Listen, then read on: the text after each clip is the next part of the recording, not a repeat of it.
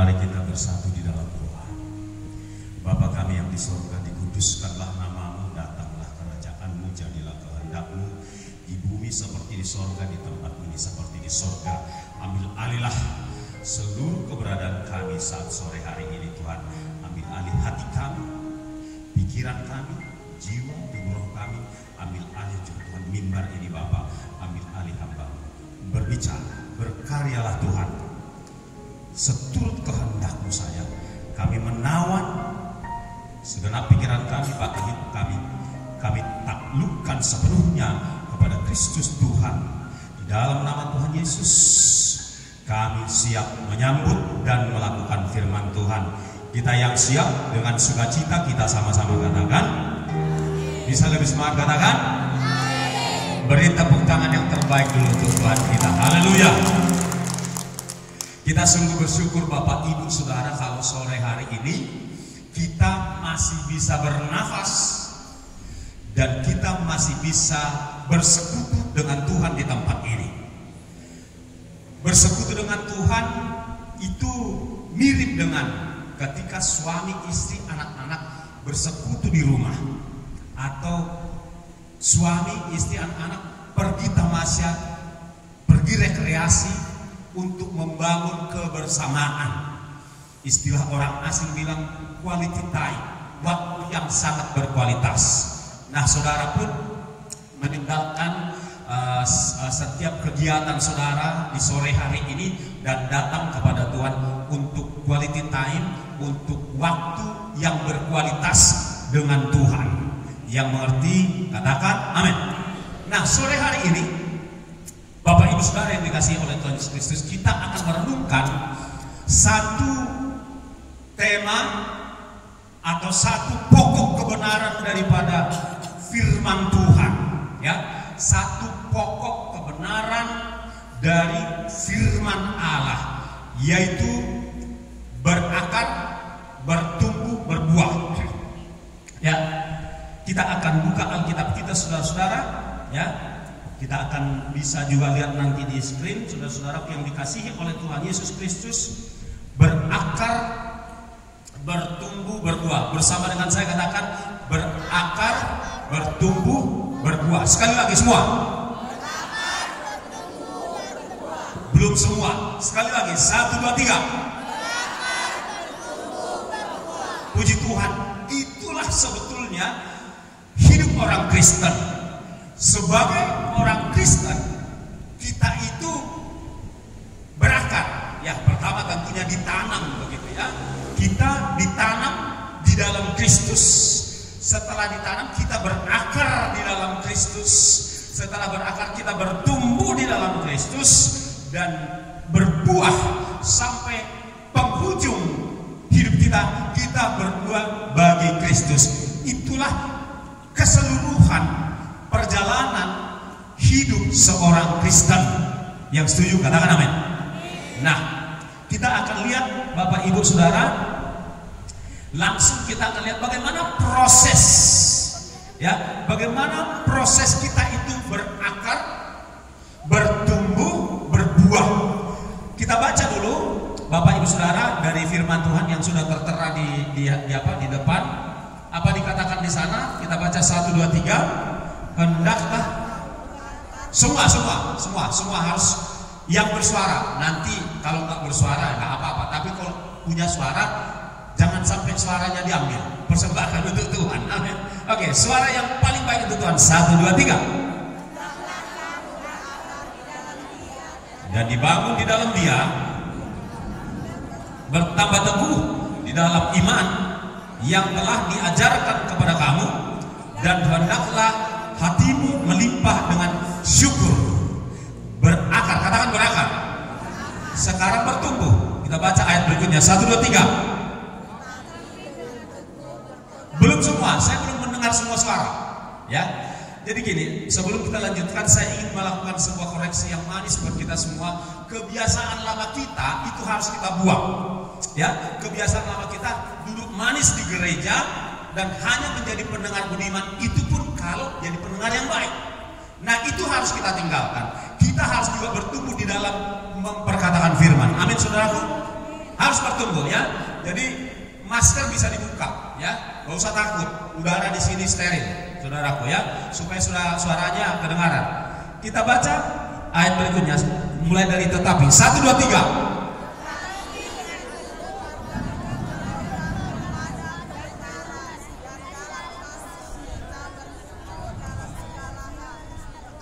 Serentak bersama dengan saya supaya kompak. 1, 2, 3. Tetapi dengan teguh berpegang kepada kebenaran dan dalam kasih kita bertumbuh dalam segala hal ke arah siapa?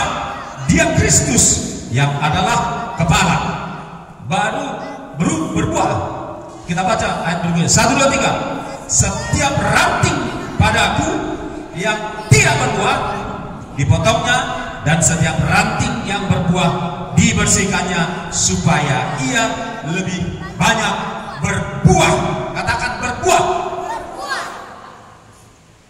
Saudara, mari kita juga sore hari ini betul-betul tinggalkan konsep pikiran yang lama. Apa itu? Yaitu cukuplah terdaftar menjadi seorang anggota gereja tertentu, dan nanti kalau mati dikuburkan dan diagendai atau disakramenkan secara Kristen masuk surga. Belum tentu ya, perkataan ini memang pedas dan tegas, tetapi harus disampaikan. Kekristenan saudara dan saya tidak seperti itu. Kekristenan kita harus bertumbuh sampai pada akhir daripada hidup kita pun kita bertumbuh dan berbuah. Bukankah tidak sedikit orang yang beragama Kristen sampai matinya nggak pernah berbuah, sampai matinya nggak pernah menginjili seseorang, sampai matinya nggak pernah melayani, sampai matinya nggak pernah baca Alkitab sendiri di rumah. Nah, ini adalah ironi. Ironi itu apa? Sesuatu yang tragis, sesuatu yang menyedihkan. Kristen tapi nggak berbuah, berarti hanya memiliki agama Kristen. Kristen seharusnya pengikut Kristus. Katakan pengikut Kristus. Berbuah, harus berbuah.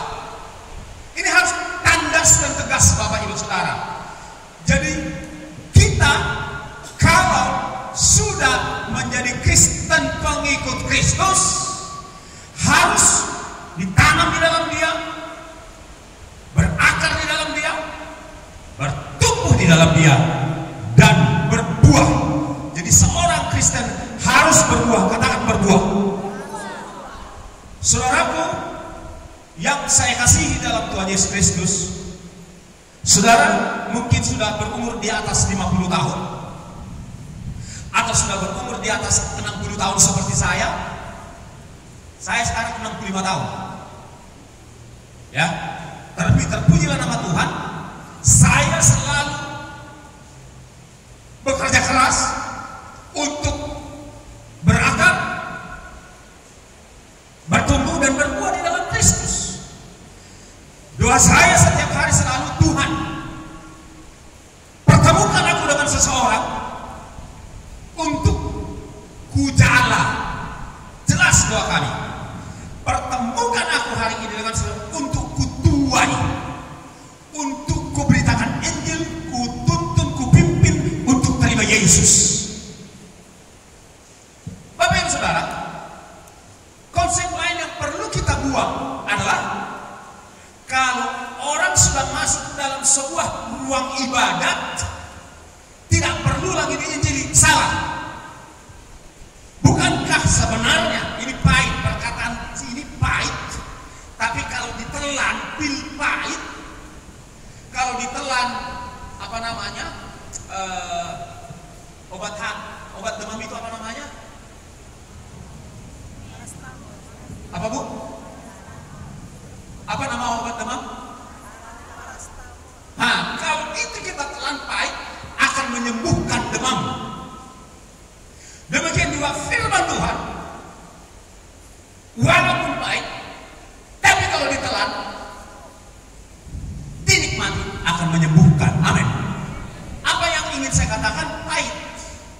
Sebenarnya bukan saya, tetapi Tuhan. Sebenarnya di dalam gereja pun masih banyak orang yang terhilang. Saya nggak katakan tersesat, tapi terhilang. Kenapa? Karena datang ke ibadat, belum lahir baru, belum bertobat, belum tertanam di dalam Kristus, belum bertumbuh, belum berakar, dan tak berbuat. Itu berarti terhilang. Dasarnya dari mana Pak Pendeta? Bukankah Tuhan Yesus yang berkata kepada murid-muridnya kasih tahu dia, di antara di ladang ini Tuhan tercampur ilalang sama gandum. Lalu para pekerja kasih tahu tuannya, bagaimana kalau kami cabut saja ilalang itu supaya terpisah dari gandum. Lalu sang tuan berkata, jangan, biarkan mereka tumbuh bersama. Memang mirip-mirip dia, mirip ilalang dengan gandum, tetapi perbedaannya si gandum itu berbuah, katakan berbuah. Ya, mulai gak redup suaranya. Nah, puji Tuhan, berarti ada insaf, ada sadar sore hari ini. Iya, Tuhan tidak mengatakan ilalang itu ada di luar kumpulan umatnya. Nah, tapi biarlah pilpai dari firman Tuhan renungan sore hari ini kita telan dan akan menyembuhkan kita. Amin. Haleluya. Jadi kita harus tertanam, berakar, bertumbuh, berbuah. Amin saudaraku. Aminnya tinggal setengah orang. Haleluya.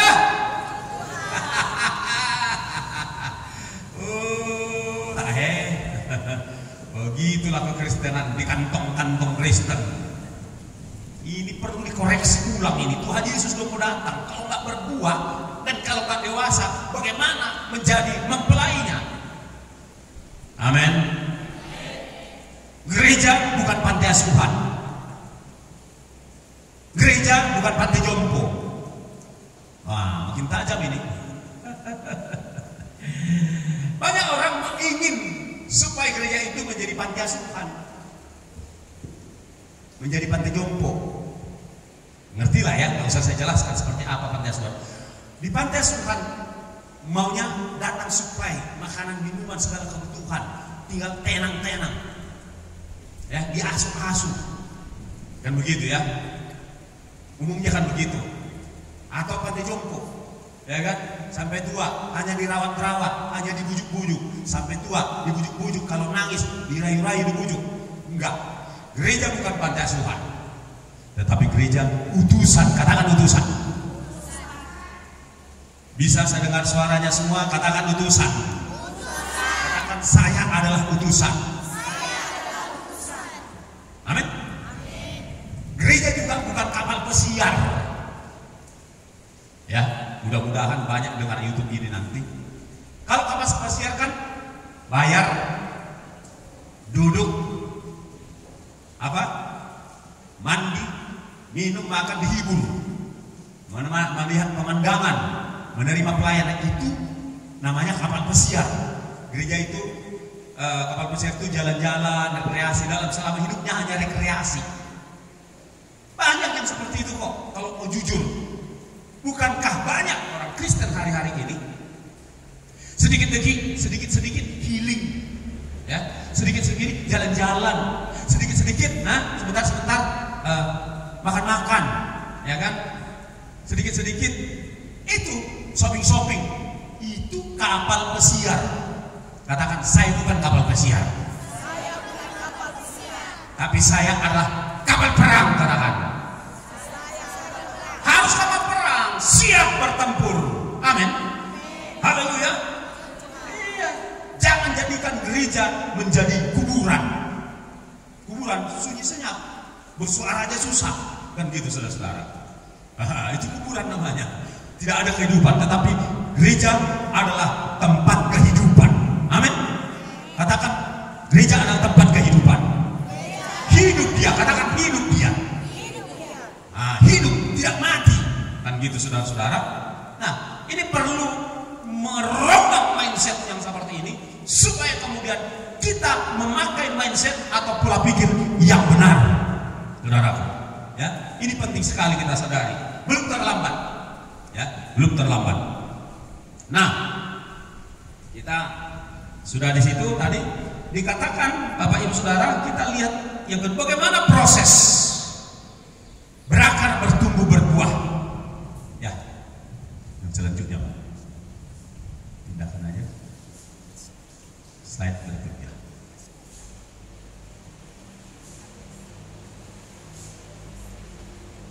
Ya, proses. Nah, oke, proses berakar, bertumbuh, berbuah. Tidak bisa tidak Bapak Ibu Saudara, harus bertobat. Dalam Matius 3 ayat 2, saya akan ucapkan saja dari depan ini. Di dalam Matius 3 ayat 2 itu adalah Tuhan Yesus belum melayani, begitu turun gunung, ya kan, puasa 40 hari 40 malam, saudara-saudara, dia berkata, inilah ucapan pertama yang keluar dari mulut Tuhan Yesus sebelum dia melayani. Dia katakan, bertobatlah. Jadi untuk menjadi pengikut Kristus harus bertobat. Katakan bertobat. Bertobat dari kehidupan yang lama, bertobat dari kebiasaan-kebiasaan buruk yang lama, bertobat dari segala dosa-dosa kita, bertobat dari konsep yang salah, bertobat dari tradisi-tradisi yang salah, bertobat dari pola pikir duniawi, bertobat total. Katakan bertobat total. Nah itu dia, itu prosesnya, harus bertobat dulu, ya.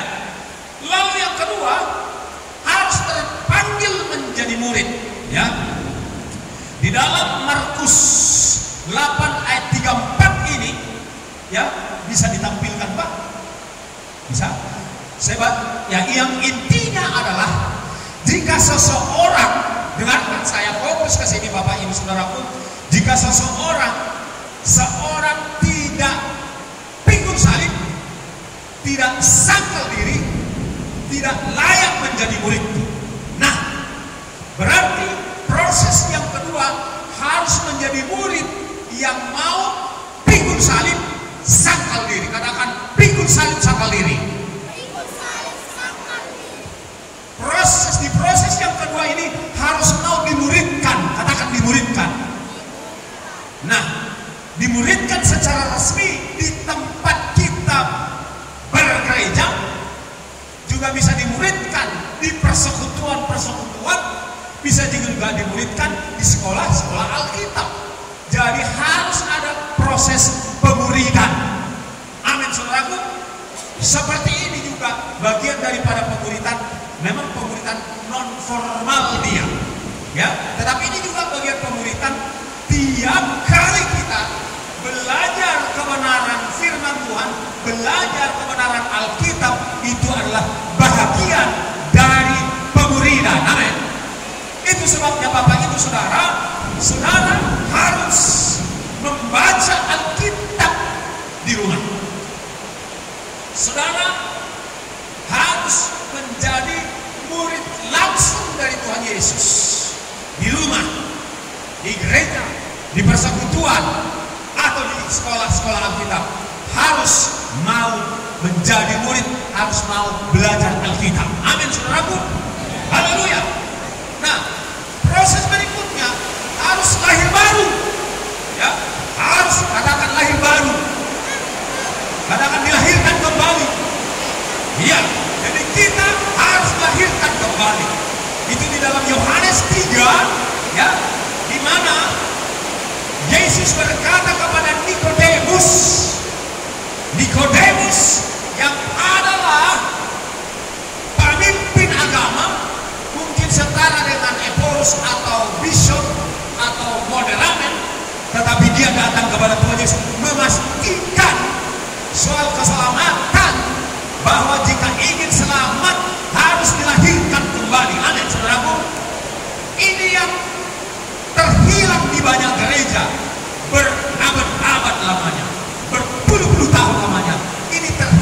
saudaraku. Tidak diajarkan perihal lahir baru, ya. Tetapi pada sore hari ini, saudara, sudah disampaikan bahwa untuk proses berakar, bertumbuh, berbuah harus melalui proses ini juga, yaitu lahir baru atau menjadi ciptaan baru. Yang setuju katakan amin. Lalu yang berikutnya saudaraku, supaya saudara dapat berakar, bertumbuh, berbuah, dengarkan sini, tetap fokus, abaikan saja itu hujan, ya, yaitu harus mempunyai persekutuan pribadi dengan Sang Bapa.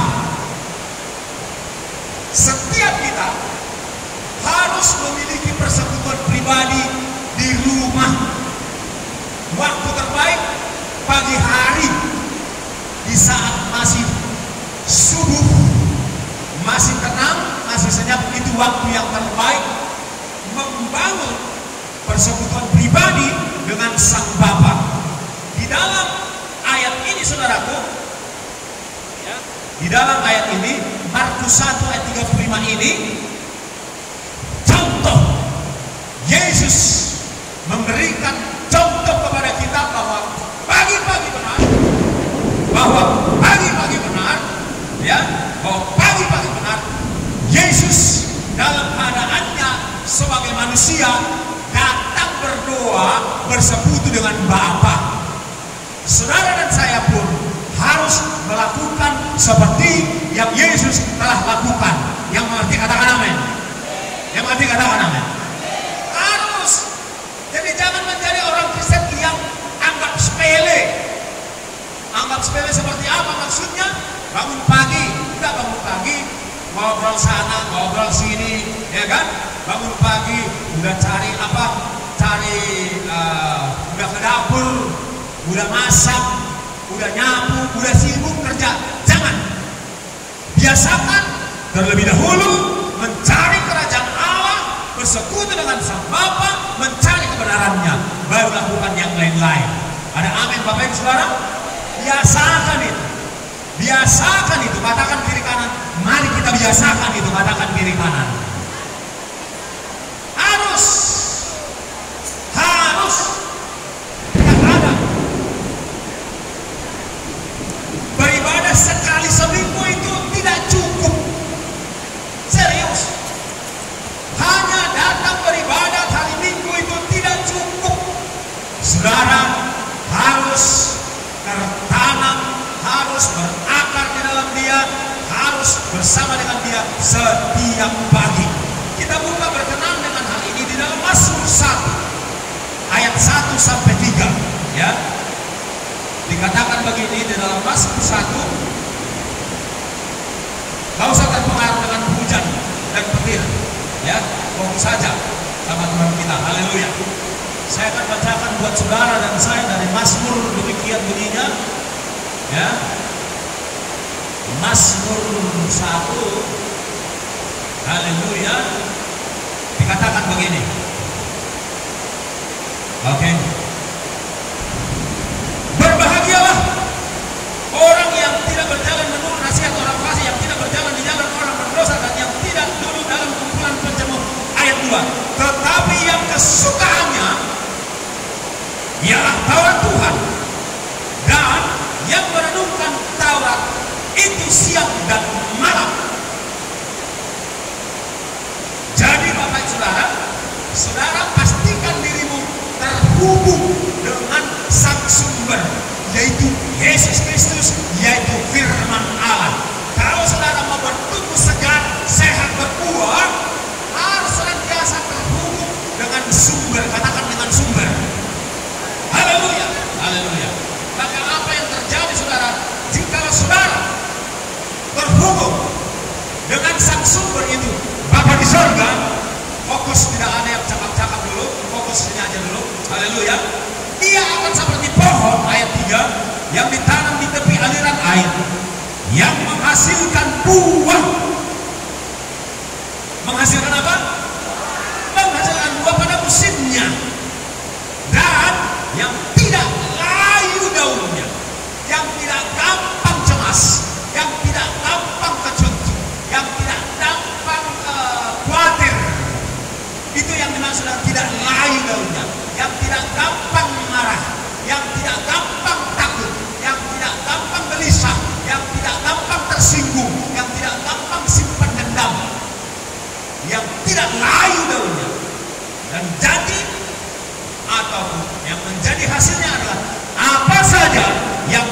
membuatnya berhasil. Katakan berhasil.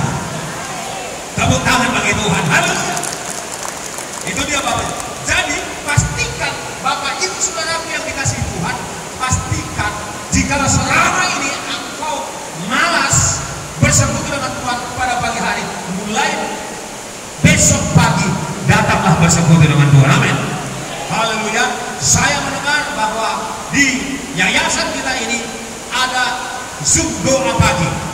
Ya, ikuti itu untuk melatih saudara, ya, untuk melatih saudara terbiasa bersekutu dengan Sang Bapa. Amin.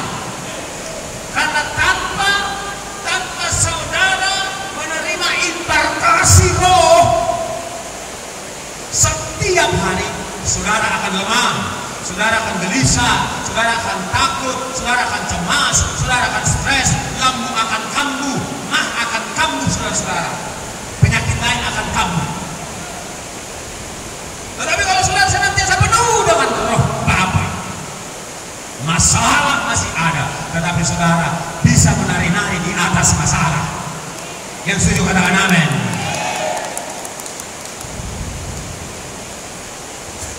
Jadi harus tidak ada satu di antara kita yang kuat dengan kekuatan sendiri.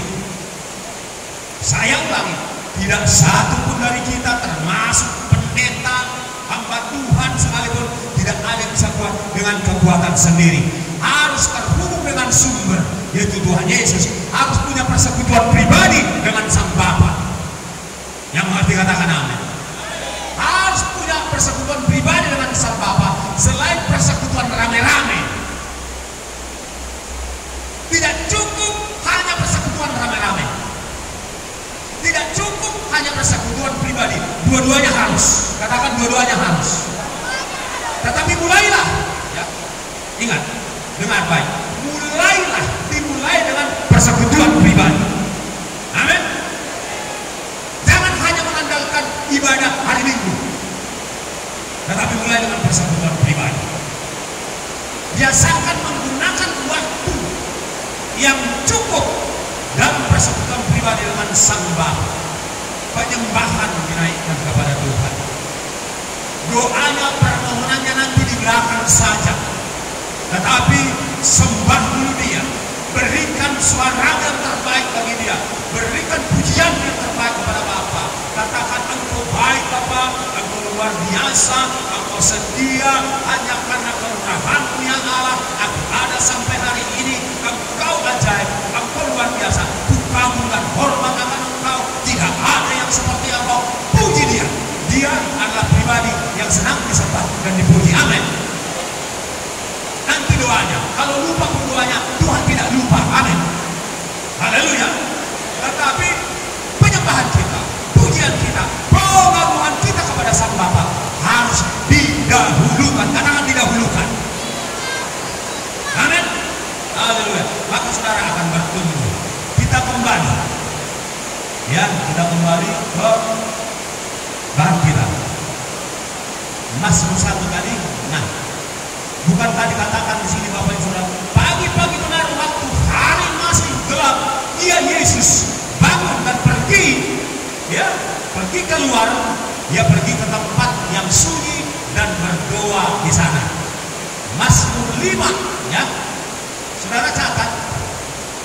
Di dalam Mazmur 5 ayat 3 dikatakan begini, Tuhan, pada waktu pagi Engkau mendengar seruanku. Mazmur berapa tadi? Ayat berapa? Ayat 3 dikatakan, saya ulangi, Tuhan, pada waktu pagi Engkau mendengarkan seruanku. Tidak dikatakan Tuhan, pada waktu aku diangkut. Tuhan, pada waktu aku dipajang sambil ngobrol sama besti-bestiku, Engkau mendengar. Enggak. Tuhan, pada waktu aku sudah sibuk masak, sudah fokus pada yang lain, Engkau mendengarkan seruanku. Memang tidak marah, tapi tidak terjadi hubungan dua pribadi antara saudara dengan Sang Bapa. Betul? Saudara hanya, kalau bisa seperti itu, rekamlah suara saudara, rekam rekam suaramu, rekam doamu, hidupkanlah di handphonemu, tinggalkanlah. Kan ada handphone yang berdoa. Bisa, bisa. Tapi apakah itu hubungan pribadi? Tidak. Itu hubungan handphone dengan sang Bapa. Bisa saudara rekam, bisa kalau mau. Ya, yang penting kan sudah menaikkan doaku, lalu saudara sibuk dengan diri sendiri, sibuk merawat Facebook, ya, sibuk merawat Instagram, sibuk merawat WhatsApp, sibuk merawat grup-grup merayat. Ya kan, udah bunyikan handphoneku berdoa kepada Bapa. Terlalu. Itu bukan hubungan pribadi, amin. Jadi saudara harus pastikan saudara untuk bertumbuh harus sesuai firman Tuhan. Saya ulangi, Tuhan pada waktu pagi. Kenapa pagi? Karena pagi itu waktu yang terbaik, merupakan hulu waktu, ya, ibarat apa namanya, ibarat tanaman, ya, ibarat buah sulung. Seperti itu juga pagi hari itu, waktu yang terbaik seperti Yesus persembahkan. Seperti itulah kita persembahkan. Belum ada gangguan suara, ya.